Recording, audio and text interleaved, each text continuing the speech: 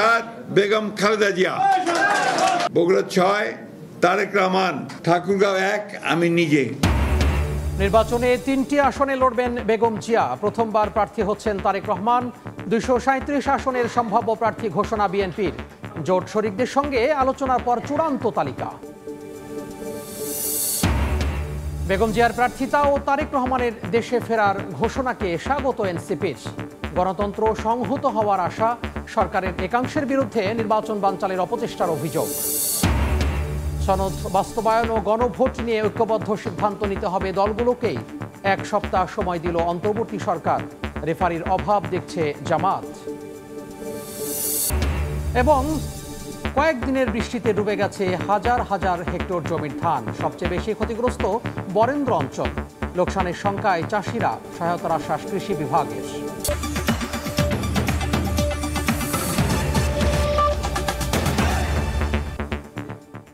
জনপদের সময়ে সঙ্গে আছি আমি তোহা খান তামিম। ত্রয়োদশ জাতীয় সংসদ নির্বাচনে ৩টি আসনে লড়বেন বিএনপি চেয়ারপারসন বেগম খালেদা জিয়া। প্রথমবার প্রার্থী হচ্ছেন দলের ভারপ্রাপ্ত চেয়ারম্যান তারেক রহমান। ঠাকুরগাঁও ১-এ লড়বেন মির্জা ফখরুল ইসলাম আলমগীর। ২৩৭টি আসনের সম্ভাব্য প্রার্থী ঘোষণা করেছে বিএনপি। দলের মহাসচিব জানান, প্রয়োজনে পরিবর্তন হতে পারে ঘোষিত তালিকা। জোট শরিকদের সঙ্গে আলোচনার পর চূড়ান্ত হবে ৩০০ আসনের প্রার্থী। বগুড়া ৭ বেগম খালেদা জিয়া, বগুড়া ৬ তারেক রহমান। আসন্ন জাতীয় সংসদ নির্বাচনে লড়বেন বিএনপি চেয়ারপারসন বেগম খালেদা জিয়া ও ভারপ্রাপ্ত চেয়ারম্যান তারেক রহমান। তাদের নাম ঘোষণার সঙ্গে সঙ্গে তুমুল হর্ষধ্বনিতে ফেটে পড়ে দলটির গুলশানের কার্যালয়। সোমবার বিএনপির প্রার্থী তালিকা চূড়ান্ত করতে দিনভর চেয়ারপারসনের কার্যালয়ে চলে বৈঠক। সভা হয় স্থায়ী কমিটি ও সাংগঠনিক টিমের সঙ্গে। কয়েক দফা সংবাদ সম্মেলনের সময় পেছানোর পর উত্তেজনার অবসান ঘটে সন্ধ্যায়। আমরা আমাদের সম্ভাব্য প্রার্থীদের বিএনপি মহাসচিব মির্জা ফখরুল ইসলাম আলমগীর ঘোষণা দেন ধানের শীষের সম্ভাব্য ২৩৭ প্রার্থীর নাম। জানান, জোট শরিকদের সঙ্গে আলোচনার পর চূড়ান্ত হবে তালিকা। এটা হচ্ছে আমাদের সম্ভাব্য প্রার্থী তালিকা। এর মধ্যেও কিন্তু পরিবর্তন হতে পারে। বিশেষ করে আমাদের যুগপৎ আন্দোলনে যারা শরিক দলগুলো আছেন তাদের সঙ্গে আলোচনার ভিত্তিতে আমরা এই পরিবর্তনগুলো আনতে পারি। ফেনী ১, বগুড়া ৭ ও দিনাজপুর ৩ আসন থেকে লড়বেন বিএনপি চেয়ারপারসন বেগম খালেদা জিয়া। বগুড়া ৭ বেগম খালেদা জিয়া, দিনাজপুর সদর থেকে বেগম খালেদা জিয়া। প্রথমবার প্রার্থী হচ্ছেন দলের ভারপ্রাপ্ত চেয়ারম্যান তারেক রহমান। বগুড়া ৬ আসন থেকে লড়বেন তিনি। বগুড়া ৬ তারেক রহমান। মহাসচিব মির্জা ফখরুল লড়বেন ঠাকুরগাঁও ১ আসন থেকে। স্থায়ী কমিটির সদস্য হাফিজ উদ্দিন আহমদ ভোলা ৩, মির্জা আব্বাস ঢাকা ৮, গয়েশ্বর চন্দ্র রায় ঢাকা ৩, আমির খসরু মাহমুদ চৌধুরী চট্টগ্রাম ১০, সালাউদ্দিন আহমদ লড়বেন কক্সবাজার ১ আসন থেকে। ঠাকুরগাঁও ১ আমি নিজে, মির্জা ফখরুল ইসলাম আলমগীর। গুলশান কার্যালয়ের সামনে উচ্ছ্বাসে মেতে ওঠেন প্রার্থী তালিকায় ঠাঁই পাওয়া নেতারা। আমাকে নমিনেশন দেওয়াতে দলের প্রতি কৃতজ্ঞতা জানাই। আমরা প্রত্যাশা করি যে দীর্ঘ ১৭ বছর মানুষের যে প্রত্যাশা, সেই প্রত্যাশিত ভোট জনগণ দিবে এবং আমরা জনগণের ভোটে নির্বাচিত হওয়ার আশাবাদী। প্রার্থী তালিকা ঘোষণার পর স্থায়ী কমিটির সদস্যরা প্রত্যাশা করেন এবার বিদ্রোহী প্রার্থী থাকবে না। দলের স্বার্থে আমরা আশা করি সকলে মিলে ঐক্যবদ্ধভাবে কাজ করব। দলের প্রতি সবাই মোটামুটি অনুগত, আর বিদ্রোহী প্রার্থী হওয়ার স্বাভাবিক কিছু না, হতেও পারে। তো ওটা আমরা ঠিক করে নেবো আস্তে আস্তে। মনের দুঃখ তো থাকতেই পারে, নমিনেশন না পেলে অনেক সময় থাকতে পারে, সেটা তো একটা সাময়িক ব্যাপার। দিনের শেষে কি বলে, ব্যক্তির চেয়ে দল বড়, দলের চেয়ে দেশ বড়। অন্তর্বর্তীকালীন সরকার তাদের যে প্রধান দায়িত্ব, একটি সুষ্ঠু নির্বাচনের ব্যবস্থা তারা করবেন, এটাই আমরা আশা করি। ৬৩ আসনে প্রার্থী ঘোষণা করেনি বিএনপি। এর মধ্যে ঢাকা ৭, ৯, ১০ ও ১৩ আসনও রয়েছে। মুরসালিন হক জুনায়েদ, সময় সংবাদ, ঢাকা। আগামী নির্বাচনে বগুড়া ৭, দিনাজপুর ৩ এবং ফেনী ১ আসনে বেগম খালেদা জিয়া এবং বগুড়া ৬ আসনে তারেক রহমান মনোনয়ন পাওয়ায় উচ্ছ্বসিত বিএনপির তৃণমূলের নেতাকর্মী ও সমর্থকরা। বিস্তারিত জানাতে বগুড়া থেকে সহকর্মী আব্দুল আউয়াল, দিনাজপুরে গোলাম নবী দুলাল এবং ফেনী থেকে সরাসরি যুক্ত হচ্ছেন আতিয়ার সজল। আমরা প্রথমে যাব বগুড়ায়।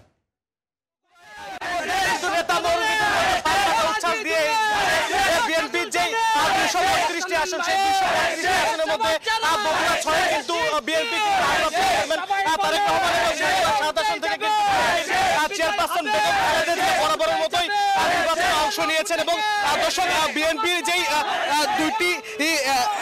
যেই দুইটি আসন, সেই দুইটি আসন থেকে কিন্তু আসলে বেগম খালেদা জিয়া এবং তারেক রহমান প্রতিদ্বন্দ্বিতা করছেন। এবং এবারে কিন্তু প্রথমবারের মতো আসলে বিএনপির যিনি ভারপ্রাপ্ত চেয়ারম্যান রয়েছেন তারেক রহমান, তিনি কিন্তু আসলে প্রতিদ্বন্দ্বিতা করবেন। এই খবরটি আসলে চূড়ান্ত হওয়ার পরে কিন্তু আসলে নেতা কর্মীরা তাদের যে বাদ ভাঙা উচ্ছ্বাস, সেই বাদ ভাঙা উচ্ছ্বাস নিয়ে কিন্তু আসলে দলীয় কার্যালয়ে জড়ো হন। এবং ইতিমধ্যেই কিন্তু বিএনপির এবং অঙ্গ সংগঠনের যে নেতা কর্মীরা রয়েছেন, তারা কিন্তু এই যে বিএনপির যে দলীয় কার্যালয়, সেটি কিন্তু আসলে সেখানে উচ্ছ্বাস প্রকাশ করছেন। এবং শহরের গুরুত্বপূর্ণ মোড়গুলো কিন্তু তারা প্রদক্ষিণ করেছেন তাদের আনন্দ মিছিল নিয়ে। এবং এরপর পরে কিন্তু আসলে তারা এই যে তাদের যে উচ্ছ্বাস, সেটা কিন্তু দলীয় কার্যালয় হিসেবে প্রকাশ করছেন। এবং বগুড়া কিন্তু আসলে বিএনপির দুর্গ হিসেবে পরিচিত। বগুড়া 6 বা 7 নয়, বগুড়ার যে অন্যান্য আসনগুলো আছে, এই আসনগুলোতেও কিন্তু আসলে বিপুল ভোটে বরাবরের মতোই বিএনপি জয়লাভ করে থাকে। তো এই ছিল বগুড়া থেকে নির্বাচনী হাওয়ার যে আমেজ লেগেছে, সেই নিয়ে সর্বশেষ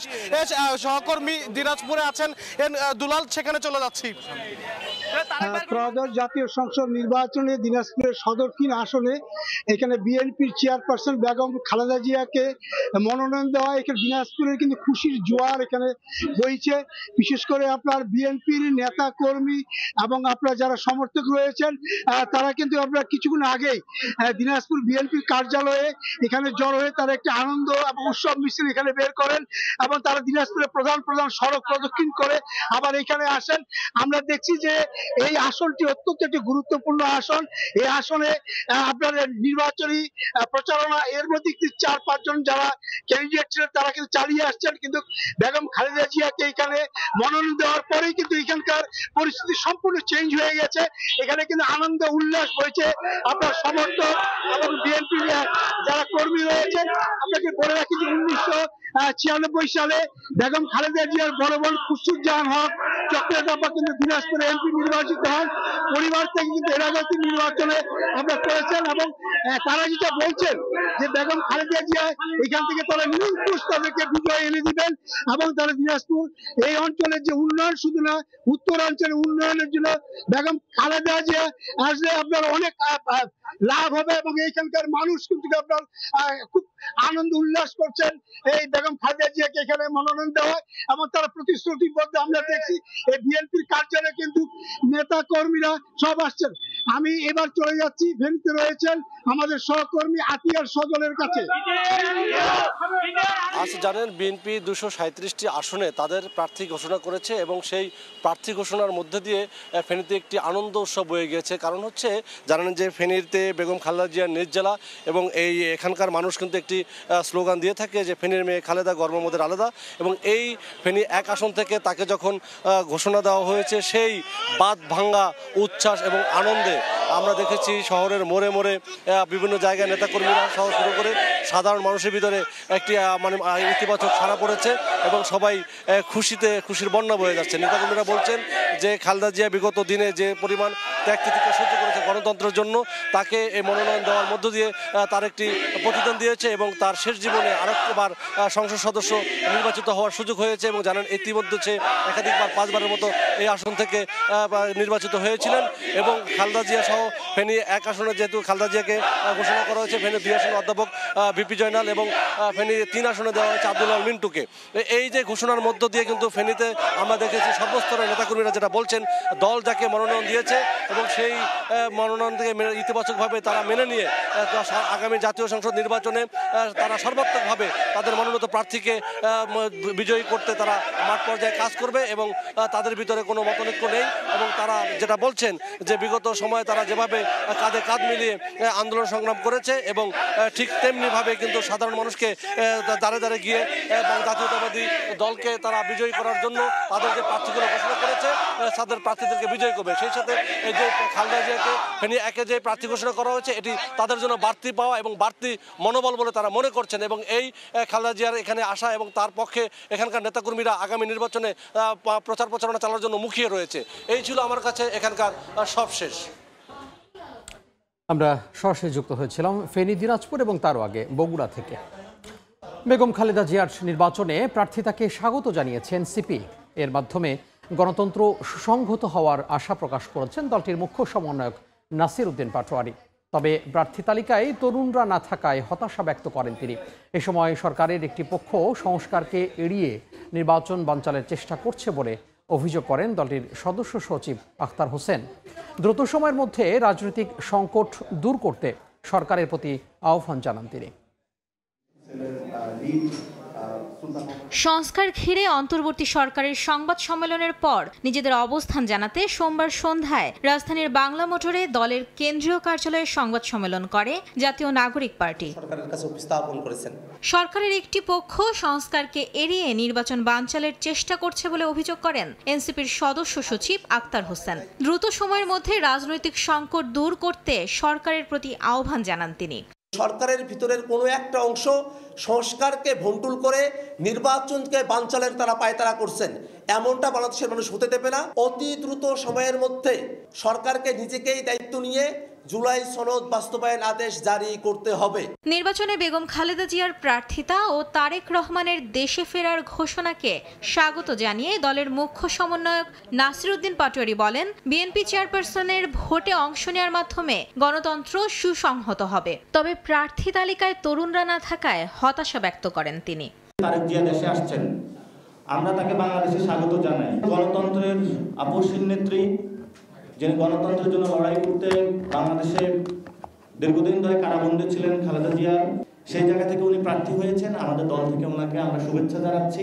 ওনার মাধ্যমে গণতন্ত্র আরো সুসংহত হবে। তাদের হতাশ করেছে তাদের প্রার্থী তালিকা, অধিকাংশ জায়গায় এসেছে গডফাদার যারা রয়েছে তারা। আরপিও ইস্যুতে সরকারকে চাপে রাখার অভিযোগ তুলে এ বিষয়ে জনগণকে সোচ্চার থাকার আহ্বানও জানান এনসিপি নেতারা। সরকারকে প্রেসার ক্রিয়েট করে পিছনের দরজা দিয়ে। মাইমুনা হায়দার চৌধুরী, সময় সংবাদ, ঢাকা।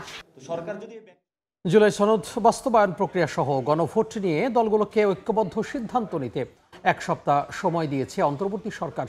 অন্যথায় তারাই করণীয় ঠিক করবেন বলে জানিয়েছেন আইন উপদেষ্টা ডক্টর আসিফ নজরুল। উপদেষ্টা পরিষদের বিশেষ বৈঠক শেষে তিনি জানান, এ নিয়ে আর সরকারের পক্ষ থেকে কোনো আলোচনার আয়োজন করা হবে না।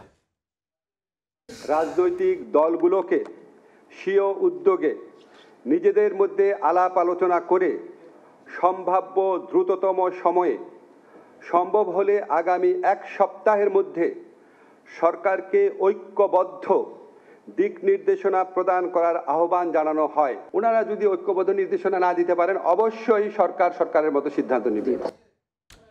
গণভোট ইস্যুতে দলগুলোকে আলোচনা করে সিদ্ধান্ত নিতে সরকারের আহ্বানকে স্বাগত জানিয়েছে জামাত সহ 8 দল।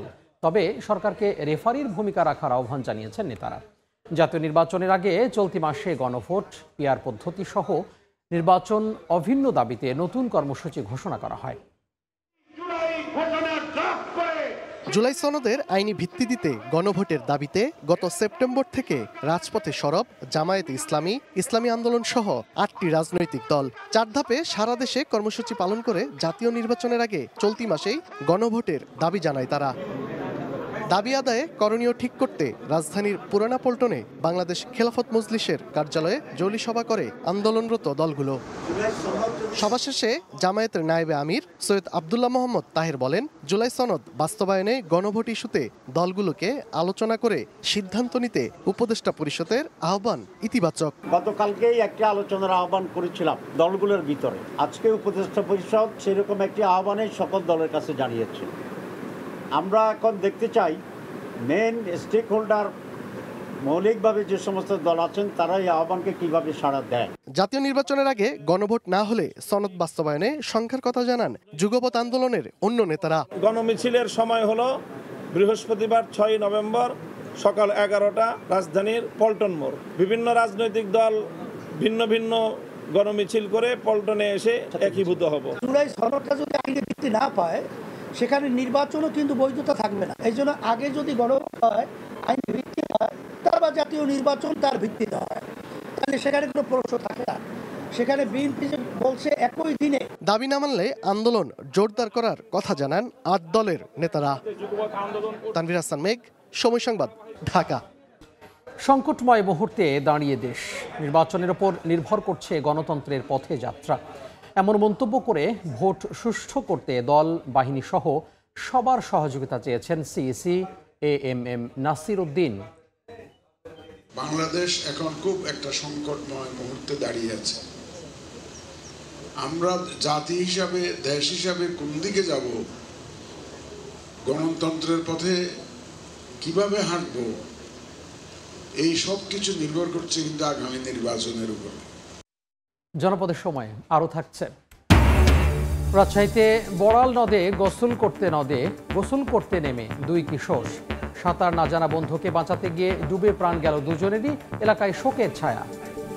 ঘূর্ণিঝড় মন্থার প্রভাবে কয়েকদিনের বৃষ্টিতে ডুবে গেছে হাজার হাজার হেক্টর জমির ধান। রাজশাহীর গোদাগাড়ি, তানুর, মোহনপুর, বাগবাড়া সহ 6টি উপজেলায় ডুবে গেছে প্রায় 7,000 হেক্টর ফসলি জমির ধান। ভেসে গেছে শত শত বিঘা ঘেরের মাছ।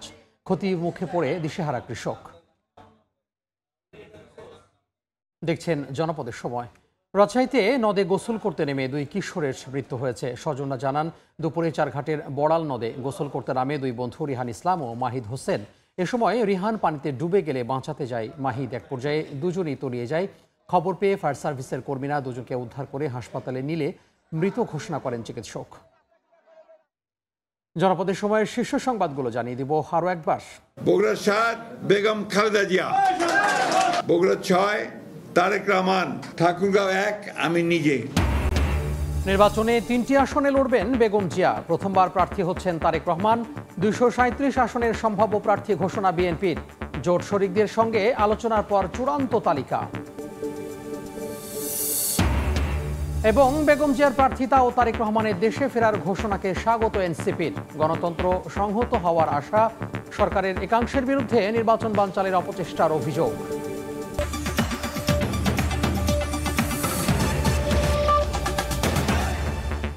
এই ছিল জনপদের সময়।